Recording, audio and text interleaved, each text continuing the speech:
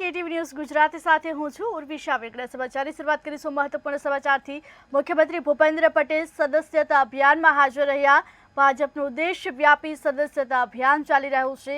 અમદાવાદના બોપલમાં સીએમ પણ ખાસ ઉપસ્થિત રહ્યા। ભાજપના સક્રિય સભ્ય અભિયાનમાં માર્ગદર્શન આપ્યું। રાષ્ટ્રવાદી પરિવારોને જોડ્યા ભાજપ પાર્ટી સાથે। સીએમની સાથે સ્થાનિક હોદ્દેદારો પણ જોડાયા। અભિયાનમાં માર્ગદર્શન પણ આપ્યું। રાષ્ટ્રવાદી પરિવારોને પણ ભાજપ પાર્ટી સાથે જોડ્યા। ભાજપના સક્રિય સભ્ય અભિયાનમાં સીએમએ માર્ગદર્શન પણ આપ્યું। અમદાવાદ બોપલમાં સીએમ ખાસ ઉપસ્થિત રહ્યા। ભાજપનું દેશવ્યાપી સદસ્યતા અભિયાન ચાલી રહ્યું છે। ત્યારે મુખ્યમંત્રી ભૂપેન્દ્ર પટેલ સદસ્યતા અભિયાનમાં હાજર રહ્યા। અમદાવાદ બોપલમાં જો કે આયોજિત કરવામાં આવ્યું હતું, ત્યારે અમદાવાદ બોપલમાં સીએમ ભૂપેન્દ્ર પટેલ પર ખાસ ઉપસ્થિત રહ્યા। ભાજપના સક્રિય સભ્ય અભિયાનમાં માર્ગદર્શન આપ્યું। રાષ્ટ્રવાદી પરિવારોને ભાજપ પાર્ટી સાથે જોડ્યા। સીએમની સાથે સ્થાનિક હોદ્દેદારો પણ જોડાયા। પાટણથી સમાચાર મળી રહ્યા છે। પાટણના ધારાસભ્ય કિરીટ પટેલે સીએમને પત્ર લખ્યો છે। ધારાસભ્યની નવીન કેન્દ્રીય વિદ્યાલય શરૂ કરવા માટેની માંગ કરવામાં આવી છે। પાટણના ચોરમારપુરા ખાતે વિદ્યાલય શરૂ કરવા માટે પત્ર લખવામાં આવ્યો છે। 3 વર્ષે વિદ્યાલય બની હોવા છતાં પણ શરૂ નથી થઈ। 20 કરોડના ખર્ચે નિર્માણાધીન વિદ્યાલય શરૂ કરવા માટે માંગ કરી છે। વિદ્યાલય ઉપયોગમાં ન લેતા જર્જરિત થવા લાગી છે તેવું કિરીટ પટેલનું કહેવું છે। નવીન વિદ્યાલય તૈયાર હોવા છતાં ભાડી ચાલી રહી છે તેવું પણ કિરીટ પટેલે કહ્યું છે। જો કે વિદ્યાલય ઉપયોગમાં ન લેતા જર્જરિત થવા પામી છે। 20 કરોડના ખર્ચે નિર્માણાધીન વિદ્યાલય શરૂ કરવા માટેની માંગ કરવામાં આવી છે। 3 વર્ષથી વિદ્યાલય બની હોવા છતાં પણ શરૂ કરવામાં નથી આવી। એટલે પાટણના ચોરમારપુરા ખાતે વિદ્યાલય શરૂ કરવા માટે પત્ર લખવામાં આવ્યો છે। ધારાસભ્યની નવીન કેન્દ્રીય વિદ્યાલય શરૂ કરવાની માંગ છે। આ માંગ સાથે પાટણના ધારાસભ્ય કિરીટ પટેલે સીએમને પત્ર લખ્યો છે। સીએમને પત્ર લખી કેન્દ્રીય વિદ્યાલય શરૂ કરવાની માંગ કરી છે। પાટણના ચોરમારપુરા ખાતે વિદ્યાલય શરૂ કરવા માટે પત્ર લખવામાં આવ્યું છે। 3 વર્ષથી વિદ્યાલય બની હોવા છતાં પણ શરૂ કરવા નથી આવ્યું। 20 કરોડના ખર્ચે નિર્માણાધીન વિદ્યાલય શરૂ કરવા માટેની માંગ છે। વિદ્યાલય ઉપયોગમાં ન લેતા જર્જરિત થવા લાગ્યું છે તેવું પણ નિવેદન કરાયું છે। 3 વર્ષથી જો કે વિદ્યાલય બની ગઈ છે છતાં પણ તેને શરૂ કરવામાં નથી આવી। ત્યારે વિદ્યાલયને શરૂ કરવા માટે એક પત્ર લખવામાં આવ્યું છે। પાટણના ચોરમારપુરા ખાતે વિદ્યાલય શરૂ કરવા માટે પત્ર લખ્યો છે। ધારાસભ્યની નવીન કેન્દ્રીય વિદ્યાલય શરૂ કરવાની માંગ છે। આ માંગ સાથે પત્ર લખવામાં આવ્યું છે। ત્યારે પાટણના ધારાસભ્ય કિરીટ પટેલ દ્વારા પત્ર લખવામાં આવ્યું છે। કિરીટ પટેલે સીએમને પત્ર લખ્યો છે। સીએમને પત્ર લખી કેન્દ્રીય વિદ્યાલય શરૂ કરવાની માંગ કરી છે। પાટણના ચોરમારપુરા ખાતે વિદ્યાલય શરૂ કરવા માટે પત્ર લખવામાં આવ્યું છે। જોકે 3 વર્ષથી વિદ્યાલય બની હોવા છતાં પણ શરૂ કરવામાં નથી આવી। ત્યારે આ વિદ્યાલયને શરૂ કરવા માટે હવે સીએમને પત્ર લખવામાં આવ્યો છે। 20 કરોડના ખર્ચે નિર્માણાધીન વિદ્યાલય શરૂ કરવાની માંગ છે।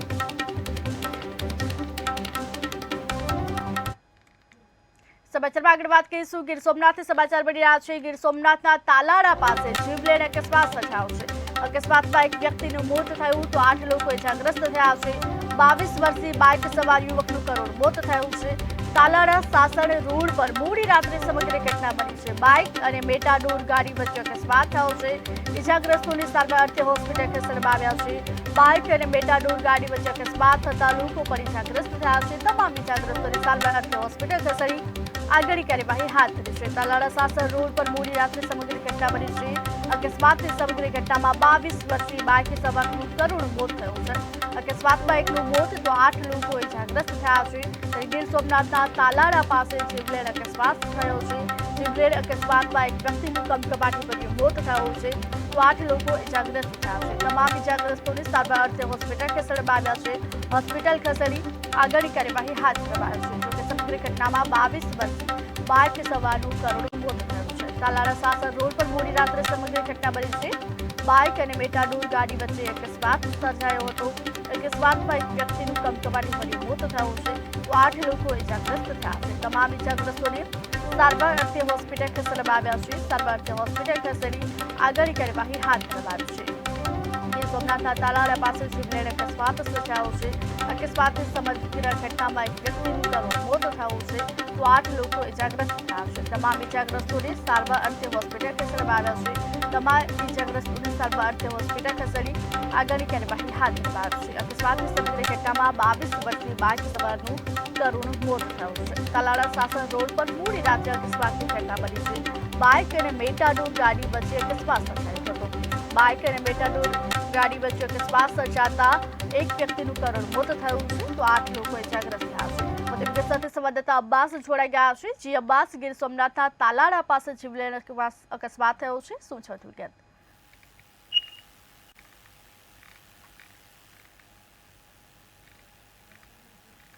જી અબ્બાસ, ગીર સોમનાથના તાલાળા પાસે જીવલેણ અકસ્માત થયો છે, શું છે વિગત?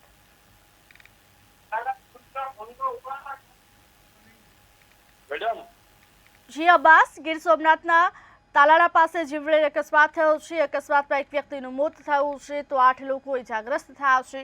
22 વર્ષીય બાઇક સવાર યુવકનું કરુણ મોત થયું છે. તાલાળા સાસણ રોડ પર મોડી રાત્રે અકસ્માતની ઘટના બની છે. બાઇક અને મેટાડોર ગાડી વચ્ચે અકસ્માત સર્જાયો હતો. અકસ્માતની સમગ્ર ઘટનામાં 8 લોકો ઇજાગ્રસ્ત થયા છે. તમામ ઇજાગ્રસ્તોને સારવાર માટે હોસ્પિટલ ખસેડવામાં આવ્યા છે. સારવાર માટે હોસ્પિટલ ખસેડી આગળની કાર્યવાહી હાથ ધરી છે. તાલાળા સાસણ રોડ પર મોડી રાત્રે સમગ્ર ઘટના બની છે. અકસ્માતની ઘટનામાં 22 વર્ષીય બાઇક સવારનું કરુણ મોત થયું છે. અકસ્માતમાં એક વ્યક્તિનું મોત થયું તો 8 લોકો પણ ઇજાગ્રસ્ત થયા છે. તમામ ઇજાગ્રસ્તોને હોસ્પિટલ ખાતે ખસેડવામાં આવ્યા છે. ગીર સોમનાથના તાલાળા પાસે અકસ્માતની ઘટના બની છે. તાલાળા પાસે જીવલેણ અકસ્માત સર્જાયો. અકસ્માતની સમગ્ર ઘટનામાં એક વ્યક્તિનું મોત થયું છે તો 8 લોકો ઇજાગ્રસ્ત થયા છે. 22 વર્ષીય બાઇક સવારનું કરુણ મોત થયું છે. તાલાળા સાસણ રોડ પર મોડી રાત્રે સમગ્ર ઘટના બની હતી. બાઇક અને મેટાડોર ગાડી વચ્ચે અકસ્માત થયો હતો. અકસ્માતમાં 8 લોકો ઇજાગ્રસ્ત થયા છે. તમામ ઇજાગ્રસ્તોને સારવાર માટે હોસ્પિટલ ખસેડવામાં આવ્યા છે. હોસ્પિટલ ખસેડી આગળની કાર્યવાહી હાથ ધરી છે. અકસ્માતની સમગ્ર ઘટનામાં એક વ્યક્તિનું કરુણ મોત થયું છે. તાલાળા સાસણ રોડ પર મોડી રાત્રે અકસ્માતની ઘટના બની હતી. વધુ વિગત સાથે સંવાદદાતા અબ્બાસ જોડાઈ ગયા છે. જી અબ્બાસ, ગીર સોમનાથના તાલાળા પાસે જીવલેણ અકસ્માત સર્જાયો છે, શું છે વિગત?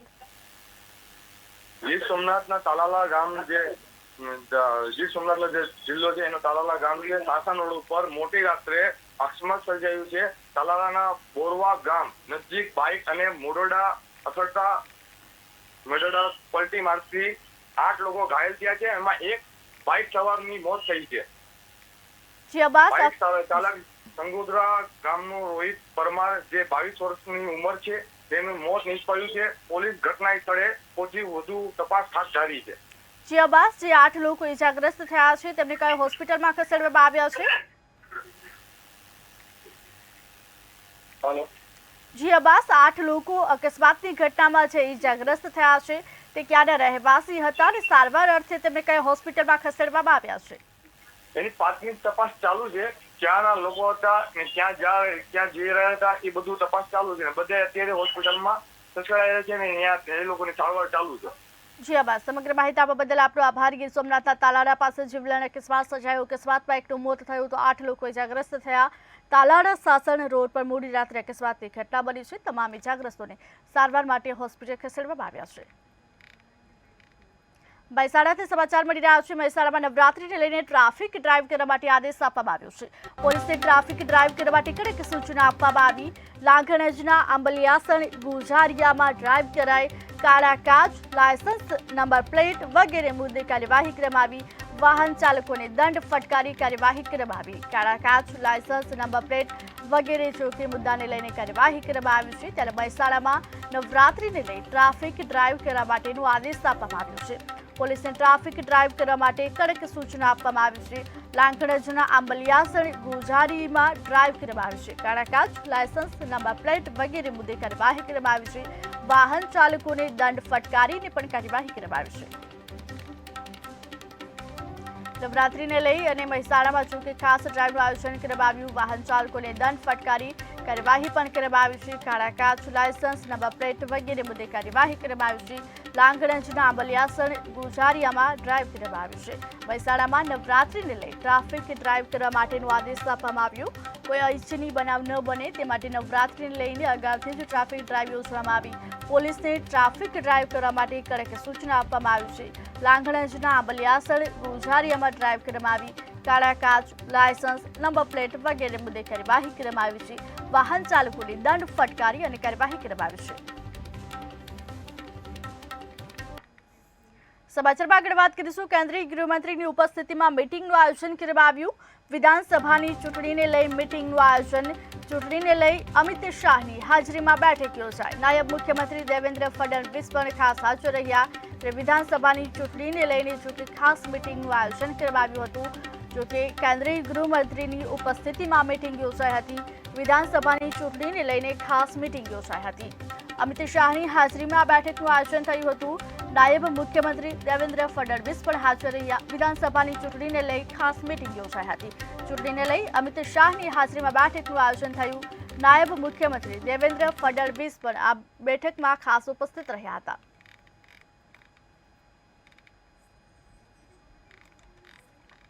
કેન્દ્રીય ગૃહમંત્રીની ઉપસ્થિતિમાં ખાસ મીટિંગ યોજાઈ હતી જોકે કેન્દ્રીય ગૃહમંત્રીની ઉપસ્થિતિમાં મીટિંગનું આયોજન થયું વિધાનસભાની ચૂંટણીને લઈ મીટિંગનું આયોજન કરવામાં આવ્યું ચૂંટણીને લઈ અમિત શાહની હાજરીમાં બેઠક યોજાઈ હતી નાયબ મુખ્યમંત્રી દેવેન્દ્ર ફડણવીસ પણ હાજર રહ્યા હતા।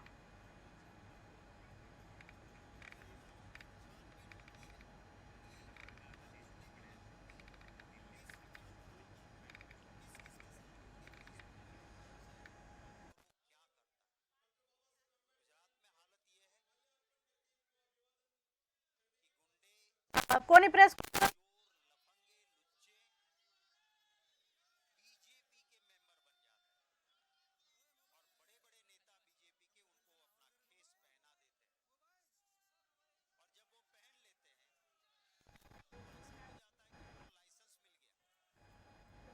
દાહોદમાં એક માસૂમ બાળકી સાથે અડપલામાં કરવામાં આવ્યા જે બાદ બાળકીની હત્યા કરવામાં આવી છે આ સમગ્ર મામલામાં ખુલાસો એ થયો છે કે આચાર્ય ગોવિંદ નટ દ્વારા જ બાળકીની હત્યા કરવામાં આવી હતી આ સમગ્ર ઘટનાના સમગ્ર દેશમાં પડઘા પડ્યા છે આ સમગ્ર ઘટનાને લઈ દિલ્હીમાં એક પ્રેસ કોન્ફરન્સનું આયોજન કરવામાં આવ્યું છે શક્તિસિંહ ગોહિલ દ્વારા પ્રેસ કોન્ફરન્સ આયોજિત કરવામાં આવ્યું છે સીધા જય સુતિया कर रहे हैं।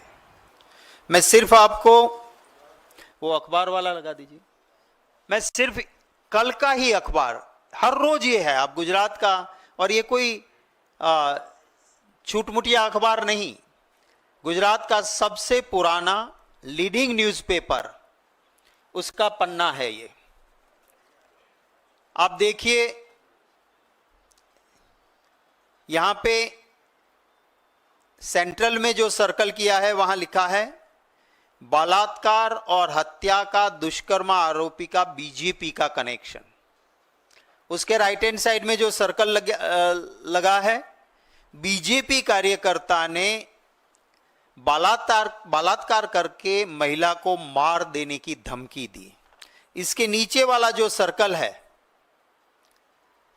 वो इंडस यूनिवर्सिटी इंटरनेशनल डायरेक्टर ने वहां पे विदेश से महिला आई है उसके साथ छेड़खानी की और बलात्कार की कोशिश की इसके पास वाला न्यूज है कि जिस स्टूडेंट की हत्या की गई वो वीएचपी का नेता निकला 4 दिन की उसे पुलिस की रिमांड मिली है लेफ्ट हैंड साइड में जो सबसे आखिर में नीचे दिखता है वो है कि यूनिवर्सिटी में गुजरात यूनिवर्सिटी माने लीडिंग यूनिवर्सिटी के कैंपस में आईएएस का ट्रेनिंग सेंटर से एक बेटी बाहर निकलती है और उसके साथ छेड़खानी की जाती है ये लॉ एंड ऑर्डर अत्याचार और बाहर मोदी जी सुशासन की बातें करते हैं 23 कंट्री घूम के आए पर मणिपुर नहीं जा पाए ये प्रधानमंत्री जी से भी मैं गुजारिश करता हूं कि ये गुजरात है आप वहीं से पले बड़े और वहां के लोगों के वोट की वजह से आज यहां तक पहुंचे हो आप बोलिए इस पे क्यों आपका ट्विटर चुप है क्यों आप भी जिस विचारधारा से की पाठशाला से निकले हो क्या वहां ऐसा चलता है क्यों नहीं बोले हो आप अभी तक मेंबरशिप ड्राइव बीजेपी चला रही है, तो ऐसे गुंडे लफंगे मेंबरशिप बनाते हैं तो उसको छूट मिलती है। स्कूल के टीचर्स को कहा गया, गवर्नमेंट के अखबारों ने, वहां पे मैं धन्यवाद करता हूं कुछ वर्नाक्युलर चैनल्स और यूट्यूबर का, कि उन्होंने वो सच्चाई बाहर निकाली कि स्कूल के गवर्नमेंट के टीचर्स कहते हैं कि हमें टारगेट दिया है कि बीजेपी के मेंबर्स बनाने हैं, तो बच्चों को कहा जाता है कि तुम मोबाइल नंबर दो और ओटीपी दो तुम्हारा, ताकि ऑनलाइन बीजेपी के मेंबर बनो। एक गवर्नमेंट हॉस्पिटल के अंदर इंजेक्शन लेने पेशेंट जाता है, उसे कहते हैं कि मोबाइल पे ओटीपी लो दो तभी इंजेक्शन मिलेगा। बोले क्यों? बोले भाजपा का सदस्य बनना है। सरकारी अस्पताल में वो वहां पे हंगामा करता है, उसकी वीडियो वायरल होती है, वर्नाक्युलर चैनल्स और यूट्यूबर्स इसको बड़ी बड़ी बात चलाते भी हैं कि क्या चल रहा है। ऐसे लोगों की मदद लेने के बाद ये अपनी मनमानी लोग करते हैं। आपने देखा होगा कि नीट का पेपर लीक हुआ तो उसमें बीजेपी का ऑफिस बेरर आज भी जेल में है। नीट के पेपर लीक में जो संस्था जुड़ी है, वहां स्मृति ईरानी जी से लेके भाजपा के नेता गए हुए थे, उनके फोटोज मैंने आपको दिखाए थे, वो वहां पे थे। सूरत में से ड्रग्स मिलता है और ड्रग्स में जो पकड़ा जाता है वो भाजपा का ऑफिस बेरर निकलता है। तो ऐसे लुच्चे लफंगों को बीजेपी के ऑफिस बेरर्स बना के ये हालत हुई है। आपके कोई सवाल होंगे तो उनका स्वागत रहेगा, पर एक बात और कहता हूं कि कांग्रेस पार्टी जनता के इस दर्द को 2 दिन से दाहोद में हम रैली निकाल रहे हैं। कल सुबह 11 बजे अहमदाबाद में पालड़ी से, हमारे प्रदेश कांग्रेस कार्यालय से, जहां पे विवेकानंद जी का स्टैच्यू है टाउन हॉल के पास, वहां तक की एक लंबी रैली निकाल के सड़कों पर भी हम ऐसे गुंडों को फांसी की सजा मिले, जल्द मिले, इसलिए नहीं क्योंकि उन्होंने बीजेपी की विचारधारा की ट्रेनिंग ली है, उसको बख्शा ना जाए, उसके लिए हम कल रैली निकालेंगे। हर डिस्ट्रिक्ट में भी महिलाओं पे हो रहे अत्याचारों के खिलाफ हम आवाज जरूर उठाएंगे। आपके कोई सवाल होंगे, उनका स्वागत रहेगा।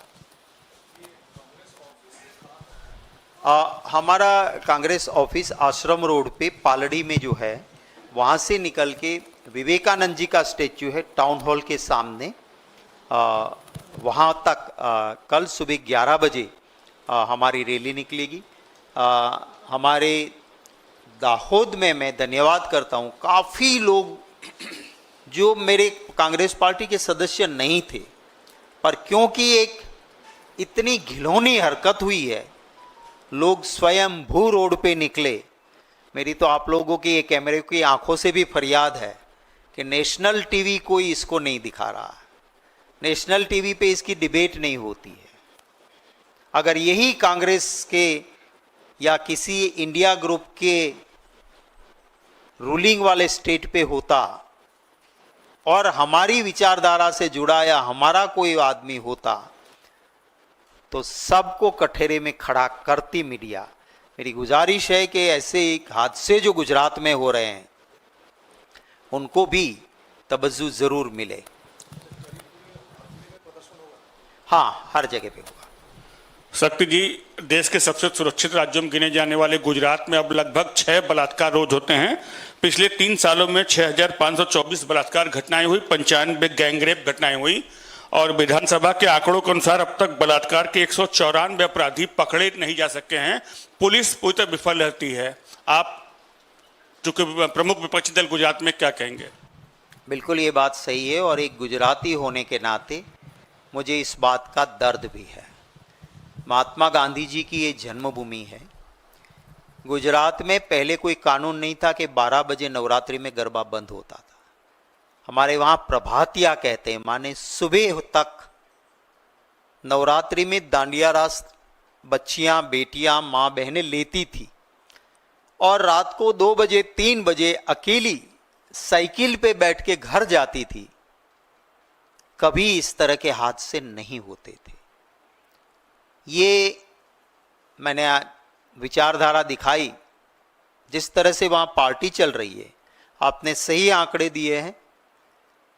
हर दिन ये घटनाएं घट रही है और आरोपी क्यों नहीं पकड़े जाते हैं? क्योंकि बीजेपी का मेंबर बन जाओ, बीजेपी का खेस पहन लो, बीजेपी के मेंबरशिप्स बनाते रहो, बीजेपी के नेताओं के साथ रिलेशन बना लो, चंदा दो, फिर कुछ भी धंधा करो। यही वजह है कि जो गुजरात पूरे देश में सबसे सलामत राज्य माना जाता था, आज वहाँ छोटी बेटी से लेके शादीशुदा माँ तक कोई सुरक्षित नहीं है। ये हालत गुजरात की है। ड्रग्स, हमारे वहाँ टोबैको खाना भी बड़ा अपराध माना जाता था। लोग टोबैको सामने नहीं खाते थे, तंबाकू नहीं खाते थे, कोई वो भी मानते थे कि नहीं बड़ा गुनाह हो गया, नहीं खाना चाहिए, व्यसन है, ये वाइसिस है। लेकिन आज देश में सबसे ज़्यादा ड्रग्स कहीं पकड़ा जाता है तो गुजरात में अदानी के मुंद्रा पोर्ट से जो पकड़ा गया, सूरत से पकड़ा गया, तो बीजेपी का नेता वो पाया गया उस ड्रग्स के सप्लाई में। तो ये हकीकत है, ये दुख की बात है, पर ये सच्चाई है।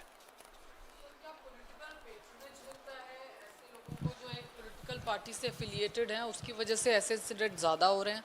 यस, बिल्कुल सही है, क्योंकि पॉलिटिकल पार्टी के ऑफिस बेरर, पॉलिटिकल पार्टी के सदस्य, पॉलिटिक्स में बड़े बड़े नेता, माने ये मैंने आपको एक ये दिखाया है, अखबार ने खुद छापा है, होम मिनिस्टर के साथ वो रेप करने वाले की फोटोज है।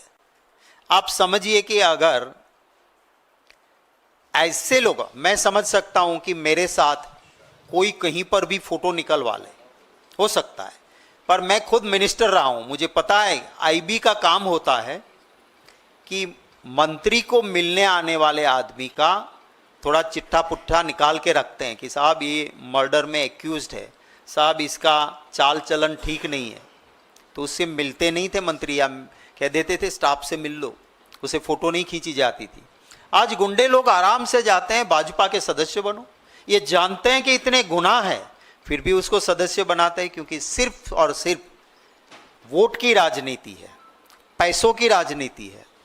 चंदा दो, मन में आए वो धंधा कर लो, यही हालत है। सबसे ज़्यादा इल्लीगल जो पान में आप सुपारी खाते हो ना, वो हमारे वहाँ इसके ऊपर बाहर के देशों में सस्ती है या कस्टम ड्यूटी ज़्यादा है। दरिया किनारे पे बीजेपी के नेता सुपारी लाते हैं। आपने कहीं नहीं देखा होगा डुप्लीकेट डीजल, गुजरात में पंप लगे हैं डुप्लीकेट डीजल्स के, 60 रुपये में डीजल मिलता है वो, और पूरा बाकायदा पंप लगा होता है, देते हैं और पूरा हफ्ता ऊपर तक जाता है। जब मेरे जैसा कोई वीडियो करके देता है, पूरा प्रूफ देते हैं, तो इक्का दुक्का केस करते हैं, फिर उसमें कुछ होता नहीं है क्योंकि पैसे खाते हैं। तो सारी ये प्रवृत्ति की जड़ जो है वो पॉलिटिकल विल नहीं है गुंडागिर्दी या गुनाह को रोकने की। पॉलिटिकल मंशा यही है कि मेरा शासन बना रहे, मेरा घर हरा भरा रहे, कोई बच्ची मरे, कोई माँ मरे, कोई बेटा मरे तो मरे, मुझे उससे कोई लेना देना नहीं। ये भाजपा की राजनीति है। ये बीजेपी का करीब 28 साल का जो लंबा जो इनकम्बेंसी है, तो नेचुरली कोई भी पार्टी हो तो वो इस तरीके की निरंकुशता आएगी। लेकिन बाकी जो चेक एंड बैलेंस जो ऑर्गन है, आपने बड़ा अच्छा एग्जाम्पल दिया कि नेशनल मीडिया इस पे डिबेट नहीं चलाता, जबकि ये पैन इंडिया ये घटना घटती है, पॉलिटिकल रंग देकर मीडिया किसी खास को टारगेट करता है और किसी को बचाता है। तो क्या आप ये बताएंगे कि नेशनल मीडिया क्यों नहीं कर रहा है, उसके कारणों के पीछे के कारण क्या है? मैं अगर कहूँ मीडिया को संवैधानिक दर्जा नहीं होना, इसका बड़ा कारण है कि मीडिया पार्टीजन बन जाता है, गुटों में शामिल होता है। तो क्या कांग्रेस पार्टी मीडिया को एक अलग स्टैंड देने की वकालत करेगी? जी देखिए, मैं गुजरात से आता हूं और मोदी जी मुख्यमंत्री थे, तब विरोधी दल का नेता रहा। वो जब सिर्फ प्रचारक के तौर पे उधर घूमते थे, तब से उनके चाल चलन चरित्र को जानता हूं। मैं मीडिया को दोष नहीं दे रहा हूं, क्योंकि बीजेपी इस तरह से कैप्चर कर रही है हर क्षेत्र को। आप यहां से पूरी स्टोरी लेके जाओगे, आपका दिल भी दुखेगा, कोई भी इंसान होगा दुखेगा कि ये चलनी चाहिए स्टोरी। अगर 6 साल की बेटी को बलात्कार करके कोई गला घोंट के मार देता है और फिर एक क्रिमिनल शाम तक उस बेटी की लाश को गाड़ी में रखता है और मंझा हुआ जैसे क्रिमिनल हो, फिर रात में सब बच्चे निकल जाते हैं शाम के बाद, तब वो लाश को गाड़ी से निकालता है। माने एक कितना उसमें हिम्मत थी गुनाह करने के बाद भी। और वो आरएसएस का प्रचारक है, बीजेपी के नेताओं से जुड़ा हुआ है। वो भी बात क्यों नहीं चलती है? अगर वेस्ट बंगाल में कुछ होता है, कर्नाटक में होता है, मैं कहता हूं कहीं पर भी होता है, दुख की बात है, चलनी ही चाहिए बात, पर वो चले और ये क्यों नहीं चले? तो इसीलिए आपका जो सवाल है उसमें यही है कि लोकतंत्र में मीडिया का काम है एस्टैब्लिशमेंट के खिलाफ भी गलत होता है तो आवाज उठाना, पर जब वो आवाज उठती है उसे दबाया जाता है, डराया जाता है, धमकाया जाता है या खरीदा जाता है, तब वो आवाज बैठ जाती है। सर मेरा आपसे सवाल है सर, यस। इससे हटके कंगना रनावत जो बीजेपी की सांसद हैं, उन्होंने एक कल स्टेटमेंट दिया कि जो 3 कानून कृषि कानून वापस लिए गए थे उनको दोबारा इंट्रोड्यूस किया जाए। हालांकि आज पहले बीजेपी ने उनको उनके बयान से किनारा किया, आज खुद उस बयान के ऊपर कंगना रनावत माफ़ी मांग रही हैं। क्या कहेंगे, कांग्रेस पार्टी का क्या कहना है? दूसरा एक और सवाल मैं अभी ऐड कर दूं ताकि आपको दोबारा ना परेशान करूं। आज पोलिंग का दिन है, जम्मू कश्मीर में दूसरे चरण की पोलिंग चल रही है। इस बीच उमर अब्दुल्ला का बयान ये आ रहा है कि जम्मू रीजन जहाँ पे सबसे ज़्यादा सीटें कांग्रेस को दी गई हैं, वहाँ पर जैसी उम्मीद थी वैसा प्रचार नहीं किया जा रहा है। 5 ही दिन बचे हैं, कांग्रेस पार्टी को एक्टिव होना चाहिए। देखिए, आपका पहला सवाल था कंगना रनौत के लेके। अब ये सांसद बनी है भाजपा की, वो कोई कार्यकर्ता तो थी नहीं, वो कोई आरएसएस की या बीजेपी की सदस्य बन के काम कर रही थी तो ऐसा तो था नहीं। मोदी जी से करीबी थी तो उसको टिकट दिला और सांसद बनी। माने वो बोलती है मोदी जी को खंडन करना चाहिए, क्योंकि वो डायरेक्ट पार्टी से नहीं, डायरेक्ट मोदी जी से जुड़ी हुई है। तो ये पहली बात तो ये है कि मोदी जी को खंडन करना चाहिए, अभी तक क्यों नहीं किया। दूसरी बात है, मैंने उनका बयान सुना, जो किसान इस देश में, हम इसको जग का तात कहते हैं, जगत का तात कहते हैं, जग का पिता कहते हैं, क्योंकि वही हमको अन्नदाता है, अन्न देता है। उस किसान, उतने सारे किसान शहीद हुए हैं, उन शहादत का ये अपमान है। अगर मैं इस प्लेटफॉर्म से या कहीं से भी, मैं कांग्रेस का एमपी हूं, और अगर मेरी पार्टी की सोच या विचारधारा से अलग मैं बयान करूंगा तो मेरी पार्टी को, अगर वो सीरियस बयान हो तो मेरी पार्टी को क्या करेगी? सबसे पहले मुझे निष्कासित करेगी पार्टी से। किया आपने कंगना रनौत को निष्कासित? तो ये मेरा सवाल है कि आप ये किनारा कर देते हो बयान से, आप ही कहलवाते हो पहले, फिर किनारा कर दिया तो क्या इससे आप उसे क्लीन चिट दे दोगे?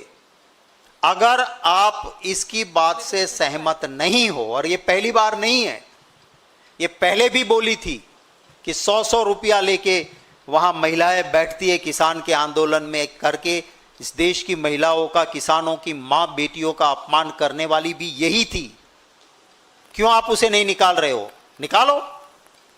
अरे मोदी जी, आप पर्सनल लेवल पे कोई लाइकिंग